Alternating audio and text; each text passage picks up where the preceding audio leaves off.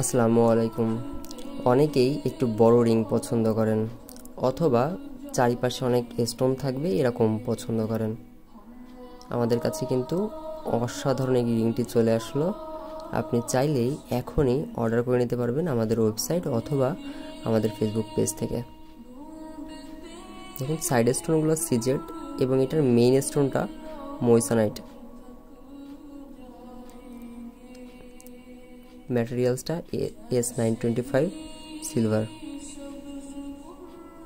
এবং হলমার্ক করা থাকবে কিন্তু পাশে ছোট্ট করে।